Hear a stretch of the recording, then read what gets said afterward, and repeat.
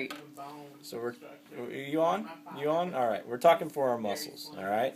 And the way you learn forearm muscles is you recognize first and foremost which epicondyle the muscles are originating from. You've got your choice of the lateral epicondyle, which from the anatomic position is on the thumb side. You've got the medial epicondyle, which from the anatomic position is on the on the medial side. Okay? Because this is the anatomic position. All of these muscles from the medial epicondyle that are traveling into the wrist, fingers, or thumb are flexors. Pulling the fingers in, pulling the thumb in, pulling the wrist in. All these muscles that come from the lateral epicondyle that run down to the wrist, fingers, or thumb are extensors. They pull the wrist back, they pull the fingers back, they pull the thumb back. Okay? Yes, there's a pronator here. Yes, there would be a supinator here. Yes, there's an anconeus here. There's even a muscle here called brachioradialis that's absent. We're talking about muscles that are pulling the flexors of the wrist, fingers, and thumb, and muscles that are pulling so that you see extension of the wrist, fingers, and thumb. Got it? Now here's how it works. If you follow this extensor down, and it ends on the wrist, like green here and the two in blue here, these are extensor carpi muscles. If you follow red down, which goes all the way to the distal phalanges of the fingers, these are extensor digitorum muscles. If you follow brown down, and notice that brown and yellow don't actually start from the epicondyle, but we're just going to say, imagine that the epicondyle has a line that continues all the way to the thumb. It's going to continue just like that. So we see that there's a muscle here that runs down to the thumb and goes to the distal phalange, and a muscle that starts pretty much next to it, a little bit, a little bit higher right there, but it runs down and it goes to the proximal phalange right there. Both phalanges are pulled back toward the radius in this aspect, extending the thumb. The digitorum are extended, pulling toward the lateral epicondyle.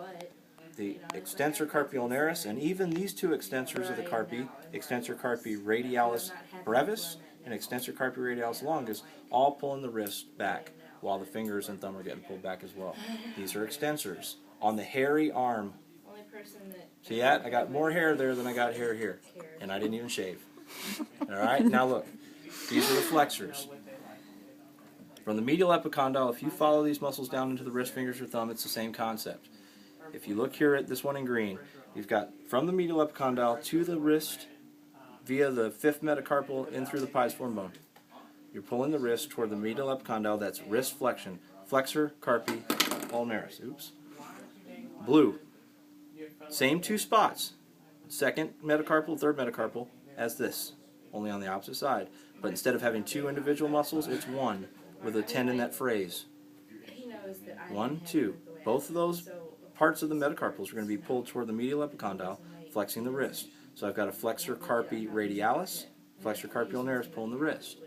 At the same time that those are pulling the wrist toward the medial epicondyle, I've got this long thumb muscle, which pretty much starts right here at the ulna, just distal to the epicondyle. It runs all the way down to the thumb, and it pulls the distal phalange of the thumb toward the medial epicondyle. At the same time, the proximal phalange of the thumb is getting pulled toward basically the carpals, like that. Okay?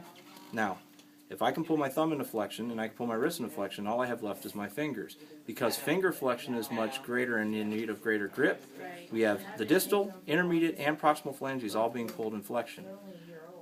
The way it works is that the deeper the muscle, the farther it runs. Okay? Which means that the deepest muscle here goes to the distal phalanges, the next layer of muscle goes to the intermediate phalanges, and the superficial muscle goes into the proximal phalanges via what's called the palmar aponeurosis. It's a fascia. It's a flat sheath. Now watch. This is palmaris longus.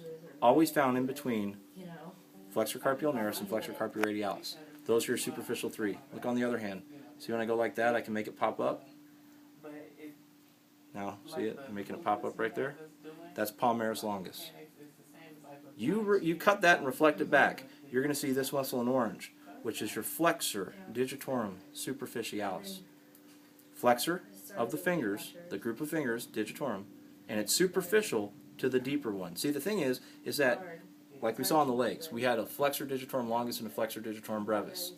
Well, one was from the tibia and the fibula in towards, really the tibia into the bottoms of the distal phalanges. One was from the calcaneus in the foot to the phalanges.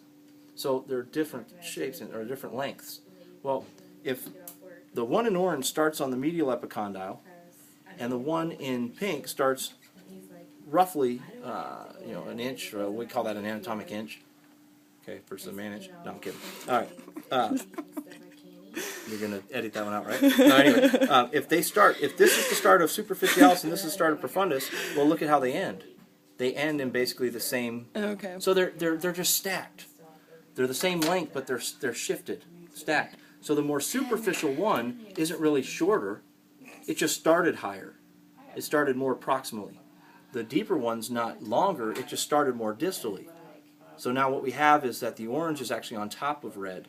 So we say that orange is flexor digitorum superficialis, and then red is flexor digitorum profundus. Flexor digitorum profundus takes the distal phalanges, and I can't just bend them by myself, I'm just not that good. Flexor digitorum takes the, or superficialis takes the intermediate phalanges. Palmaris longus helps with the proximal phalanges. Get flexor pollicis longus and brevis in on that. Get flexor carpi muscles in on that.